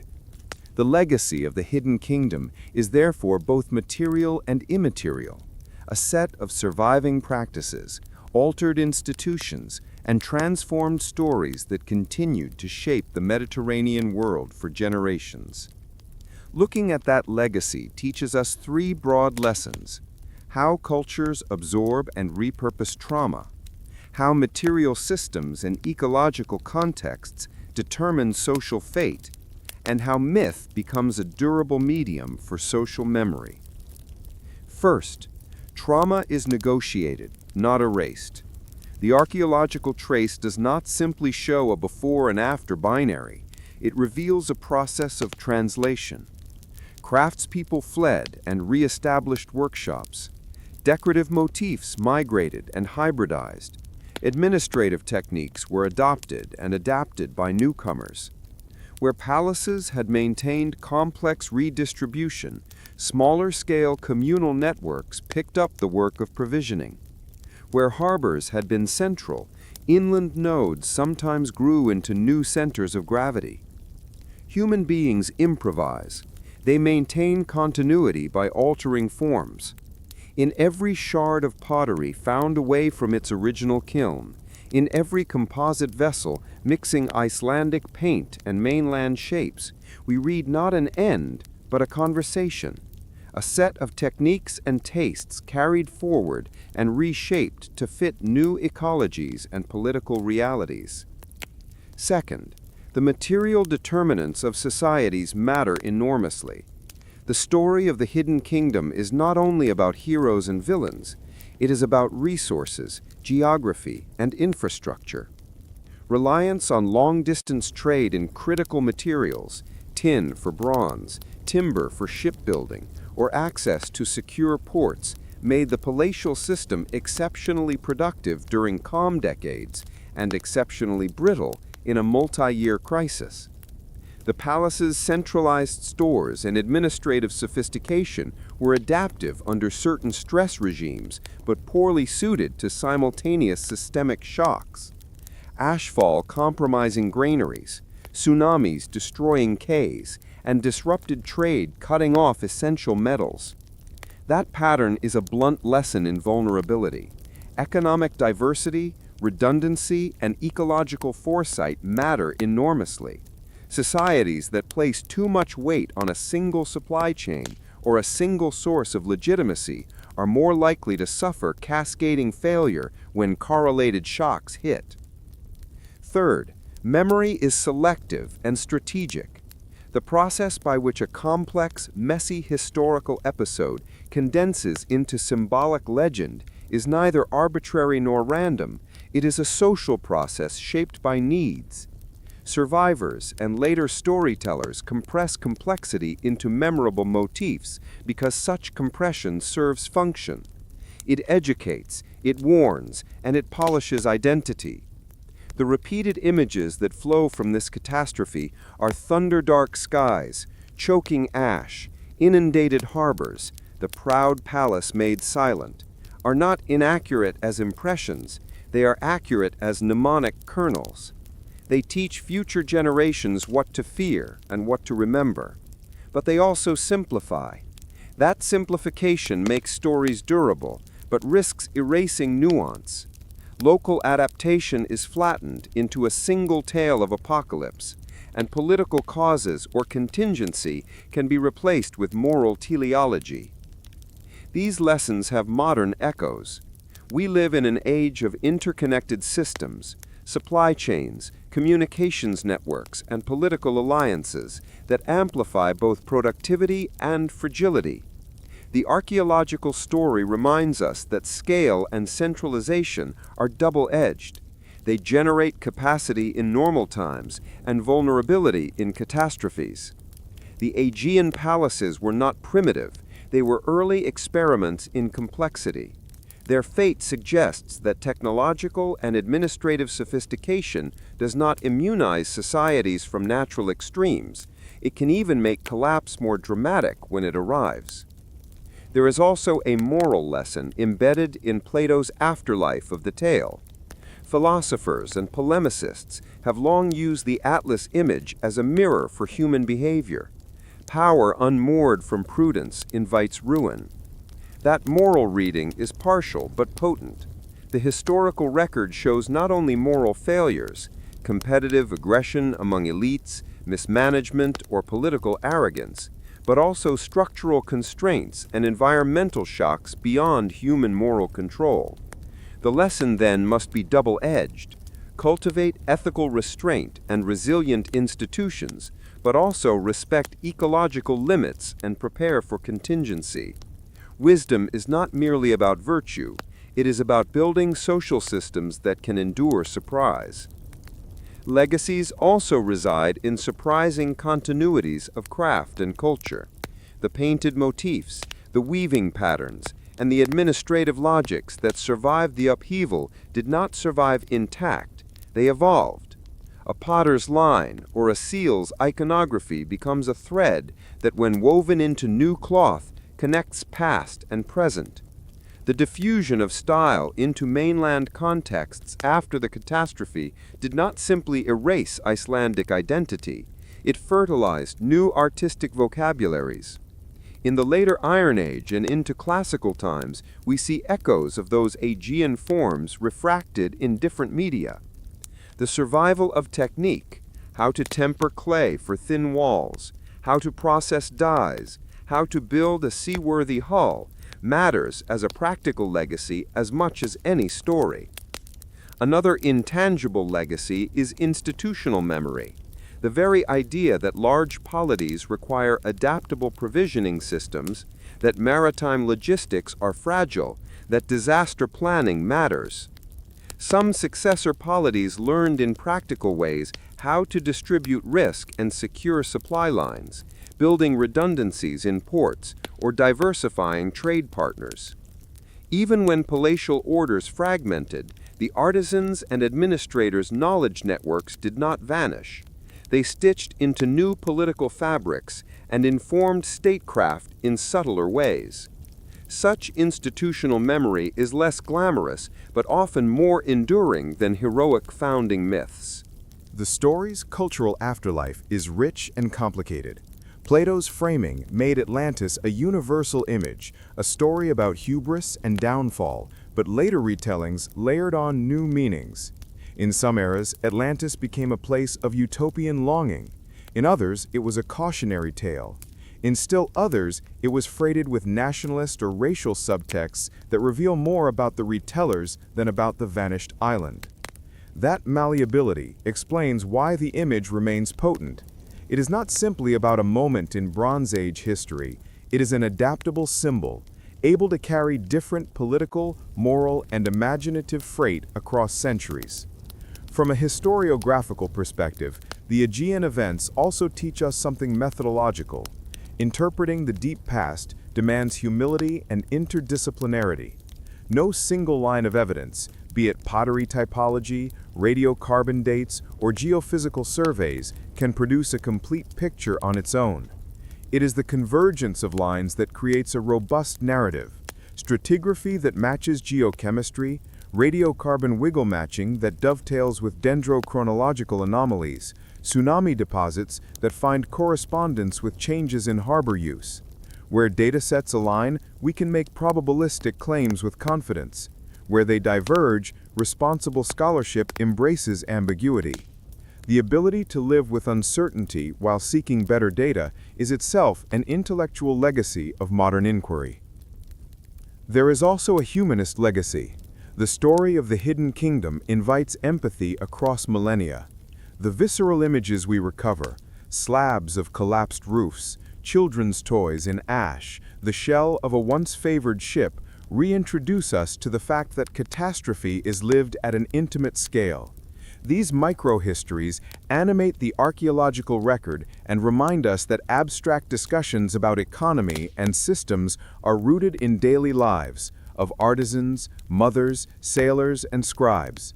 The record teaches a basic dignity, that to study the past is to honor the small human acts that survive in fragments. Finally, the legacy is ethical and civic. The Atlantis narrative in Plato becomes a prompt. How do we govern prosperity without inviting ruin? How do we cultivate civic habits that temper accumulation and distribute risk? How do we build societies that can withstand both sudden shocks and slow degradation? The ancient story supplies no simple policy prescriptions, but it sharpens questions that are very contemporary. The governance of common goods, the design of resilient infrastructure, and the construction of political systems that can respond effectively to large-scale emergencies. We should also acknowledge the seductive danger of literalism. One modern legacy worth resisting is the temptation to collapse nuanced, interdisciplinary evidence into a single sensational claim: the lost continent, the definitive Atlantis, the archetypal apocalypse. The archaeological record resists such compressions. The truth is layered. catastrophic events did happen, their social consequences were profound and regionally variable. Their memory migrated into cultural forms that were later reshaped by thinkers like Plato. Celebrating complexity over certainty is a healthier intellectual posture for our age. As we prepare to close this long story, it is worth letting one final image persist: the sea as archivist. Sediment drifts, tephra layers, submerged harbor walls, and scattered pottery shards are not merely ruins, they are pages of a deep, wet archive. Scientists and historians keep learning how to read these pages more carefully, using geophysics, chemistry, and high-resolution dating the way philologists use grammar and manuscript variants. Each new core drilled offshore, each tephra fingerprint matched across sites enriches the story and sometimes changes its emphasis. The archive is not exhausted, it continues to speak. The legacy beneath the waves is thus both cautionary and hopeful. It is cautionary in the sense that brilliance and sophistication are not defenses against the scale and surprise of nature, nor are they guarantees against social failure when systemic stresses align. It is hopeful because human communities repeatedly improvise, adapt, and carry fragments of knowledge forward. The Hidden Kingdom's descendants, artists, administrators, sailors, did not vanish as a cultural presence. They infused succeeding societies with techniques, motifs, and governance practices that shaped the Mediterranean in subtle ways. Above all, the story invites a kind of historical humility. Empires, even brilliant maritime polities, are mortal in the face of complex natural and social dynamics. But mortality does not mean erasure. Culture persists in shards, in hybrid forms, and in stories. When we lean close to those shards, read them carefully, and listen for their echoes in literature and philosophy, we reconstruct not an unbroken past, but an ongoing conversation between catastrophe and continuity, between environment and human design, and between memory and meaning. The Hidden Kingdom's last gift to us is not the exact coordinates of a drowned city, it is the reminder that loss creates space for reinvention, and that the fragments left behind are more instructive than a tidy legend ever could be. In the end, the sea keeps its secrets, but it never forgets. Beneath its rolling surface lies not a mythical paradise, but the echo of a real world, the hum of Bronze Age harbors, the rhythm of oars on water, the quiet intelligence of artisans who turned clay and color into civilization. The Hidden Kingdom that may have inspired Atlantis was not destroyed in punishment, nor by divine decree. It was undone, as so many empires are, by the twin forces of nature and human fragility, an equilibrium stretched too thin, a brilliance too dependent on calm seas and predictable seasons. The people who watched their sky darken and their harbors drown did not vanish without a trace. They carried memory with them, in patterns woven into cloth, in songs sung to children, in stories that began as warnings and became legends. Those fragments scattered across time, finding new life in Egypt's archives, in Plato's philosophy, in the imaginations of generations who needed the tale to mean something more. What began as a memory of loss became a mirror for human ambition, a story that asks again and again how far we can build before the sea demands payment. Every age rediscovers Atlantis in its own reflection. For Plato, it was a parable of virtue and decay. For explorers, it was a promise of hidden continents. For scientists, it became a puzzle of geology and myth. And for us, in an era of rising seas and fragile global systems, it is a quiet warning that technology and wealth can create illusions of permanence, but no civilization is unsinkable. Yet the legacy of the Hidden Kingdom is not despair, it is resilience, the stubborn continuity of culture even after ruin. The same creative spark that built palaces beneath the Aegean sun also built the boats that carried survivors to new shores. Human history, like the tides, advances through loss and renewal. Civilizations fall, but their essence, the capacity to build, imagine, and remember, persists. So when we speak of Atlantis, we are not chasing ghosts beneath the sea.